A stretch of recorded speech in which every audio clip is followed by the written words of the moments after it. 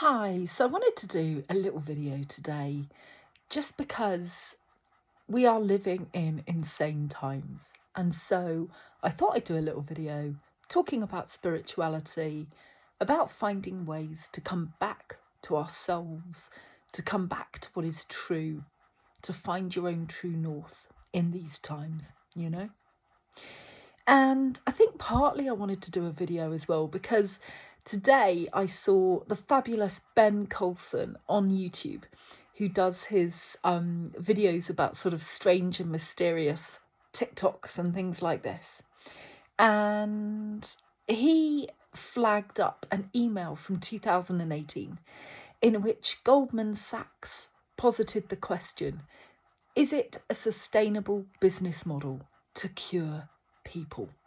And I think their conclusion was no, it isn't profitable. It isn't a good business model to actively seek to cure people. Far better that people have chronic long-term health conditions, right? Because that's maintaining profit. Now, this is the sort of thing I moan about a lot, and a lot of people probably moan about, and that we have sort of theoretically posited over the years, probably many of us have, with regards capitalism and big industries, and especially the medical industry at that. The problem with the capitalist model is if you put profit above everything, then people, animals, and the planet, the welfare of all of us suffers as a result. And we can clearly see that in this 2018 Goldman Sachs email. How could any human being even ask that question? It flies in the face of everything we surely are trying to do as a species. But isn't that the problem? There's this massive conflict of interest right from the get-go with regards to the medical community. And that is money, that is profit, that is power. And many of us have thought over the years, I wonder if would they withhold information regards healing us? Would they ensure that we are sick as a species for prolonged periods because it helps their profits? And here we are. Here is evidence that this isn't tinfoil hat stuff. Someone was actually thinking it. We tend to think that thinking such a question would make you a conspiracy sort of theorist, etc. We've been sort of driven down that path for many years of calling anybody who asks such a question a conspiracy theorist.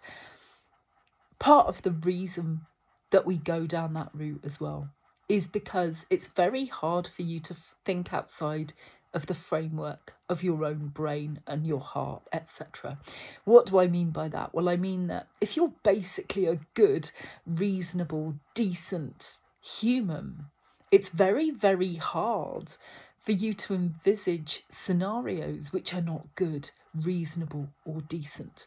And yet the psychopaths at the helm of society, the sociopaths, psychopaths, and narcissists, they all operate way outside of the parameters that we understand and are used to. They will do anything. They have no limits on them at all. The limits that we have are our own conscience. We couldn't do things which are unconscionable. And so we reasonably imagine, well, neither can these people at the top, because they are just like us, are they not? They are not. And that is the first place that our logical brains falls over, because we imagine them to be like us. And thus we imagine quite reasonably and quite logically they will want the same things as us, but they do not. Bill Gates, when having a conversation with someone in the Epstein files, possibly Epstein himself, talking about population reductions and things like this as well. These people are not like us. They do not think like us. We are numbers to them. And they do not have the emotional capacity to be kind or compassionate or to really factor in emotion at all. We are numbers on a spreadsheet. And according to Bill Gates in a recent interview, potentially expendable numbers at that. And I say all of this not to fearmonger. There's great reason to be hopeful in the future, I believe. But I say all this because we have to be aware what we're dealing with, you know.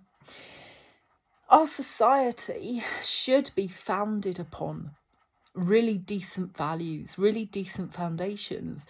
If you build a society upon rocky foundations, corrupt, dark foundations, it's going to fall over at some point. And I think that's what we're seeing now, you know.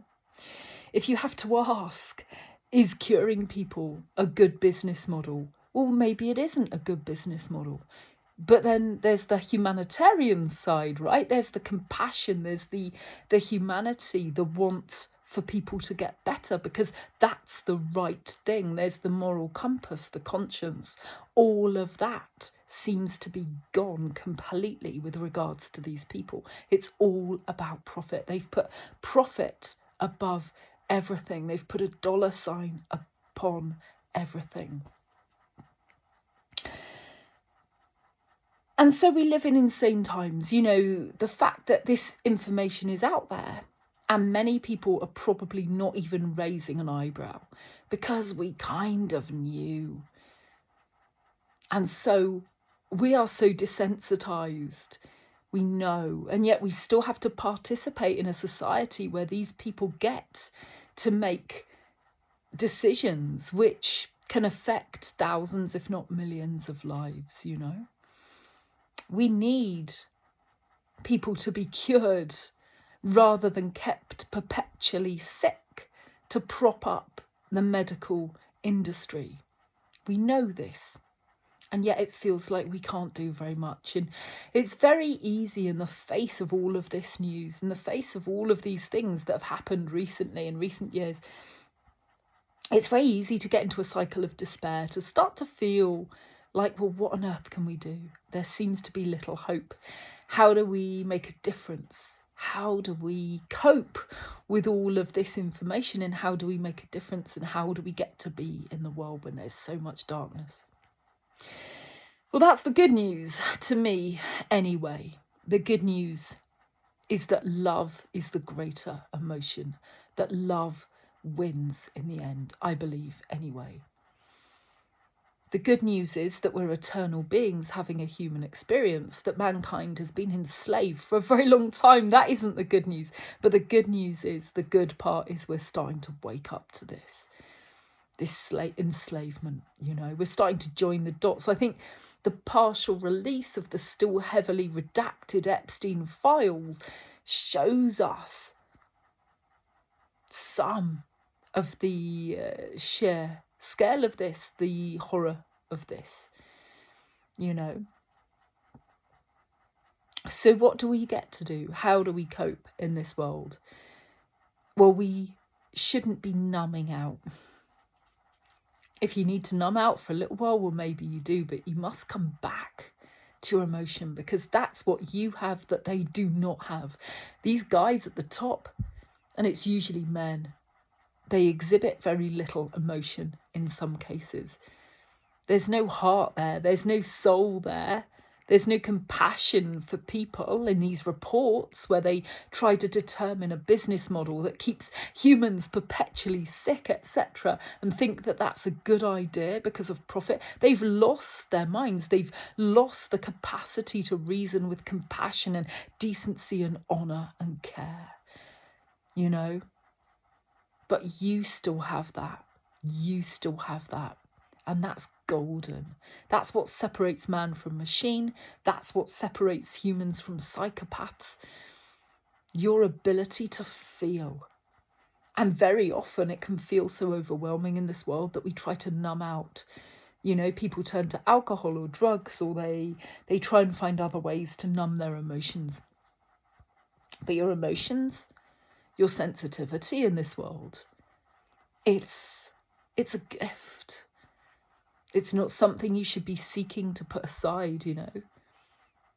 When I was younger, people would talk very disparagingly about being sensitive, talking about it being a dog-eat-dog world and you've got to be tough to survive and all of this. But what they're trying to do is bend people to fit a broken society. You know, I often quote this guy, Jiddu Krishnamurti, who brought Buddhism to the West many years ago in around the 1950s. To paraphrase him, you know, he said it's no measure of health to be well adjusted to a profoundly sick society. And he said that then, all of those years ago. It's never more true now. Society around us is sick, it's corrupt. You think the Epstein files are out there, partially released, still heavily redacted. No arrests have been made apart from Ghislaine. If that is even Ghislaine that we have seen in court, etc. No one else. Yet the accounts in those files are horrific in some cases. We don't live in normal times, you know, when that's the level of corruption that we're dealing with. And no arrests are made. What does that tell us about society? It tells us that all of that corruption is so deeply embedded that it could take many years or certainly many months, but who knows if we'll ever see full justice. You know, things are that bad. But the good news is love is the bigger force. You are an eternal being having this experience, this temporary human experience. And there is more and more scientific info now coming out there to back this up. I say scientific as we can get, right? There's no absolute proof. Mainstream science hasn't perhaps come out and corroborated this yet. But there are more and more accounts of near-death experiences, of out-of-body experiences, for example. Accounts of many strange experiences that everyday ordinary people tend to have that tell them that they are more than this body, that their consciousness partly exists in this body, but also is integrated with a larger consciousness outside of them as well. And that consciousness is love. It's born from love, the most profound love that you can imagine. Things are very dark and corrupt on this planet, but that is not a permanent state of affairs. The permanent state is this loving, eternal consciousness of which you are a part. And that's the good news, you know. And we're said to be moving into a different era on planet Earth, whereby we're moving into a more spiritual era as well. And everything matters. I believe that there's a war on our consciousness, that there is a spiritual war going on. This isn't my idea. It's a general idea in spiritual communities, in religious communities, etc. But I happen to believe it. And one of the ways to conduct warfare could be psychological. If you believe you're defeated at the outset, you're not really going to fight back. You're going to be acquiescing very easily. You're going to be very meek. You're going to go along with things, you know. It's like that line in the Never-Ending Story when they say people with no hopes are easy to control. Always have hope. If you get brokenhearted, get back up again and go back out into the world and learn to love again. Love is a radical act. You know, it's a radical act in a time when the news is weaponized against us, where people could actually get PTSD now from watching too many negative news stories. We have to be very careful what we imbibe in this world.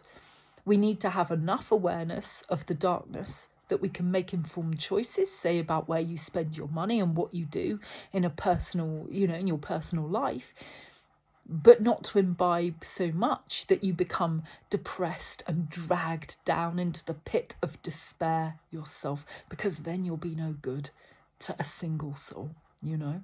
Our light within, the love that we carry within, these are like our special superpowers.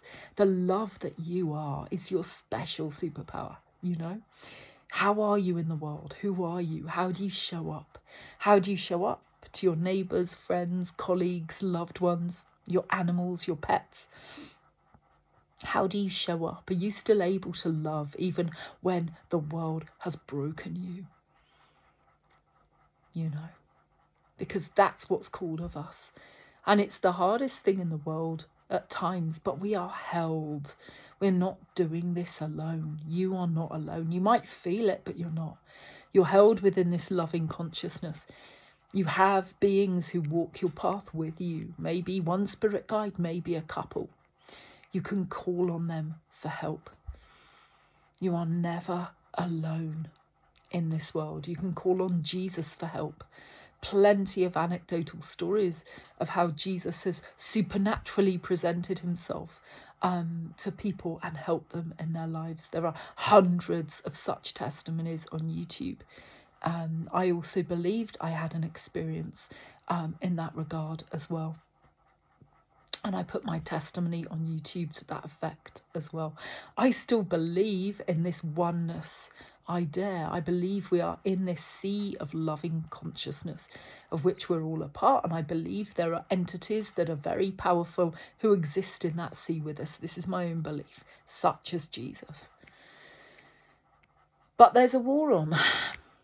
And that war wants your soul. It wants you broken. It wants you fearful. It wants you cowering in the corner of your house with great big locks on your doors, believing the world to be this terrifying place. So you must rise. And when you're feeling in your head and you're all very confused and you're trying to work out this from that, and you're in this place of overthinking, they're very powerful, simple exercises that you can do to bring you back to your soul, to bring you back to yourself.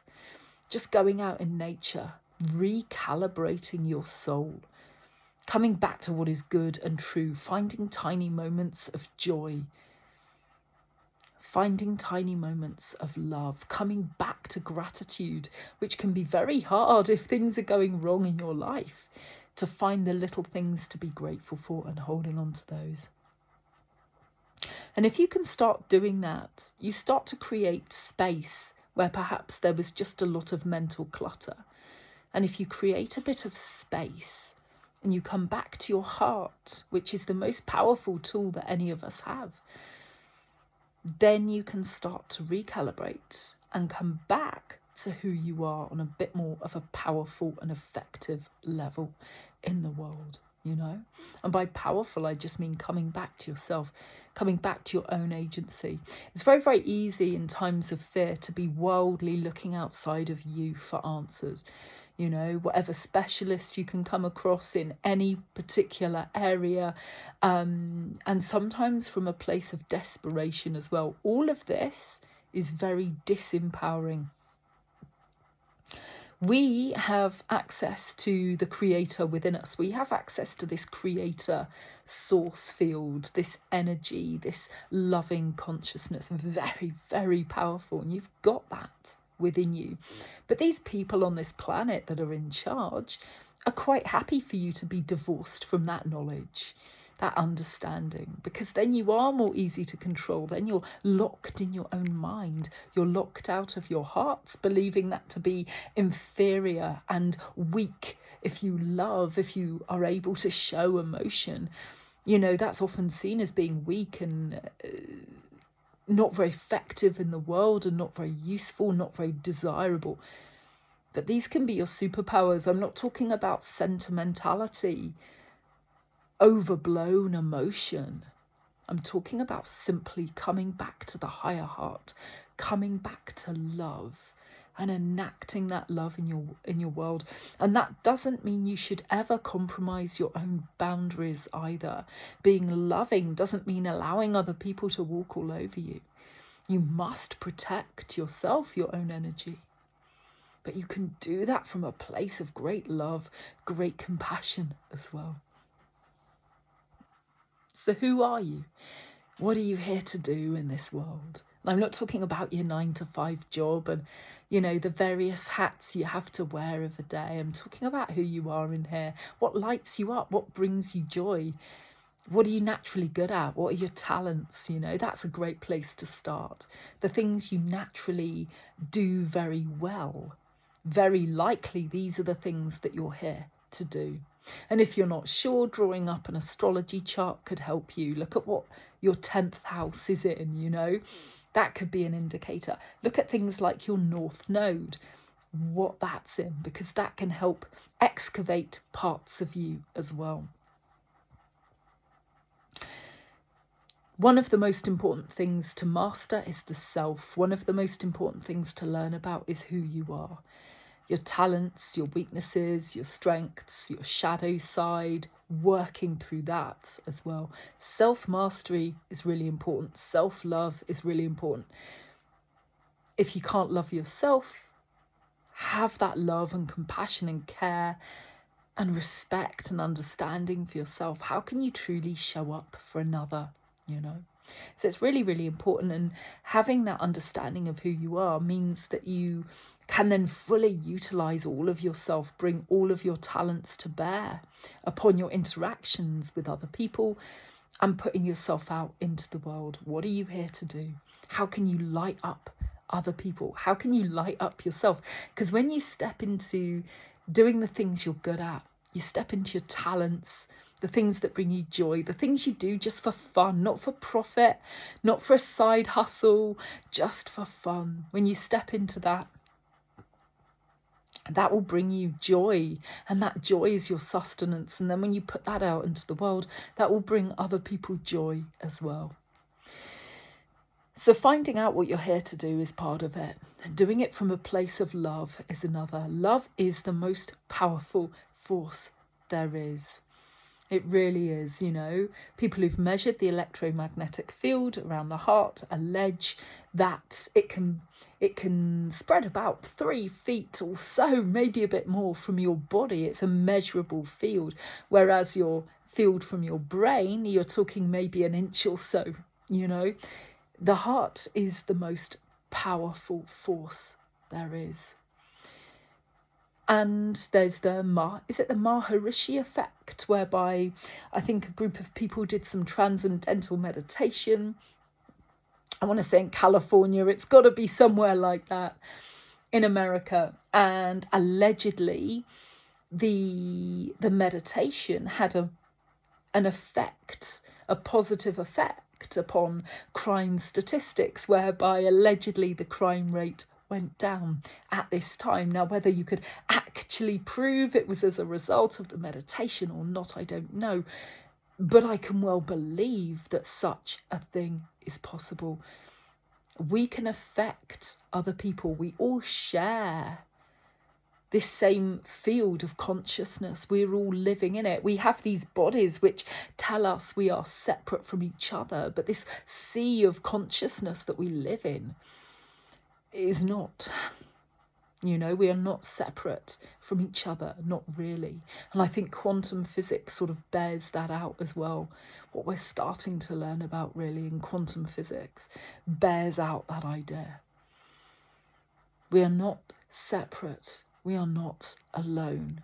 How we think, how we act, how we are in the world matters, and it has a ripple effect beyond the material world, beyond that which we can see. So if we are in a place of joy, not faking it, not some sort of faux pretend positivity, you know, but if we're actually in our hearts and coming from a place of joy, love, care and compassion, well, then I think that has a huge difference in the world, bigger than we can know, you know. And that doesn't mean, as I say, shutting out the darkness completely, because we can't change what we don't look at. But we have to be very careful how much we imbibe what we look at. Think about ways perhaps to ingest news or take it in on a more infrequent basis, because we have news now straight to our phones, beamed to us 24 hours a day at any point. And sometimes we have video footage as well that's very, very disturbing. And our human minds weren't equipped to deal with all of this darkness, this constant bombardment. You know, do you remember during COVID? During COVID, for people in England, perhaps the whole of the UK, we were constantly bombarded with death statistics and things like this. Fear was very much weaponized against us. And I hope it isn't going to be again in the future, maybe with hantavirus or something like that. Let's hope not. But we've learned a thing or two since then. We've learned that governments deliberately utilize that fear to their own advantage and so on. We don't have to be pawns in this game. Our participation is our choice, and we can simply put our phones down, switch them off for an hour a day and go out for a walk instead, you know? Stats suggest that being out in nature is actually good for us. Who knew? You know, it's like science actually catching up to what we kind of instinctively knew all along. That actually when you're out in nature, birdsong has a very powerful effect upon us and can actually really recalibrate us in quite deep ways. Deep belly breathing as well is another little thing that you can do. If you deep belly breathe, it's a way of telling your body that you're safe and your nervous system can start to relax. Really important in these times that we're in. So certain things are really important. Nature is really important. Beauty is another thing that's important. You know, the Romantic poets kind of intrinsically knew this as well. But again, it feels like in this warfare that we're in, there's very little beauty in the modern world. When it comes to architecture and things like this, it's utility or, you know, some kind of art installation, which could be very ugly indeed. And maybe there's this great convoluted message as to why it's important. But if it doesn't light up your soul in some way, then how important is it really? You know, again, we know that being surrounded by beauty is again really good for the nervous system and so on. It has a really good effect upon your mind. So you need to guard your mind. You need to guard your heart. And you need to think about this world at the moment as not being a conducive world for the longevity of humans. It's not a conducive space to sort of foster love, care, art, true art and beauty and all of the positive things that we need, kindness, compassion, care for humans and animals and the planet and all of that. The people at the top at the moment view us as statistics on a page, and either we're making them profit or we're not. And if we're not, well, then they can keep us sick for a little bit longer. But that doesn't mean we have to participate by being in fear. We can participate in this world to a small degree. We can make choices as to how we live our lives, and we can make great choices as to how we love who we are in the world and how we show up in that regard. And all of that is powerful, and all of that is necessary, and all of that is joyful and beautiful. Even in these dark times, we can still sing our song. We can still put out whatever we can into this world, even if it's just this tiny little bit of hope. Well, that's still something. That's still beautiful. If you've got a bit of hope in you in this world, that's beautiful, and you need to treasure that. Hold on to it. There is always hope. This is a dark world, yes it is, but that love within you cannot be killed off. The spirit that you are cannot ever die. You are an eternal being on this earth with all of us. And we all of us have something to offer, something to give. So no matter how dark it gets, no matter how lonely you might feel, how downtrodden, how despairing, because we're all human and we do feel these things, know that you're not alone. You are so loved, and you are here for a reason, and you matter. And I'm wishing you all love with this message. God bless.